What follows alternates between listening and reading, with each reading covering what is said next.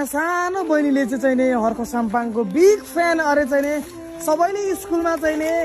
बालेनको बारेमा रविको बारेमा चाहिँ लेखियो अरे चार्ट यसरी बनायो अरे तर यो बहिनीले चाहिँ हेर आहा कति राम्री बहिनी हुँदो रहेछ नाम के बहिनीको एन्जल श्रेष्ठ एन्जल श्रेष्ठ आहा अनि उसले चाहिँ हर्क साम्पाङको बिग फ्यान लगाएर आमा कहाँबाट चाहिँ यो चाहिँ नि फोटो पनि भेटाएर टालेको रहेछन् ओहो biography of Harka Sampang oh my god हेर के लेखेको छ त बहिनीले आमा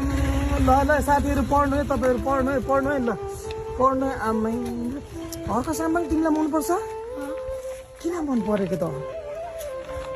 हर्क साम्पाङको बारेमा थाहा छ है हर्क साम्पाङ प्रधानमन्त्री भएको हेर्न चाहनुहुन्छ हर्क साम्पाङ प्रधानमन्त्री भयो भने के हुन्छ होला देश विकास हुन्छ वाह कति मिठो हुन्छ देश विकास हुन्छ सकिएको नि होइन कति क्लासमा पढ्छौ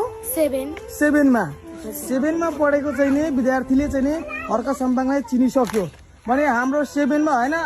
7 वर्षको होइन हाम्रो 70 वर्ष पुगेको समयको बुवाहरूले पनि किन नचिन्नु भएको भन्ने मेरो प्रश्न हो त्यहाँभन्दा माथि जेन्जी युवाहरूले पनि चिन्नुपर्छ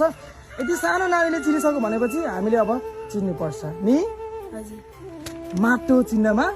भोट हालौँ भनौँ ल बुवा आमालाई ल हुन्छ ल थ्याङ्क यू जय माटो यतिको चाहिँ ल ल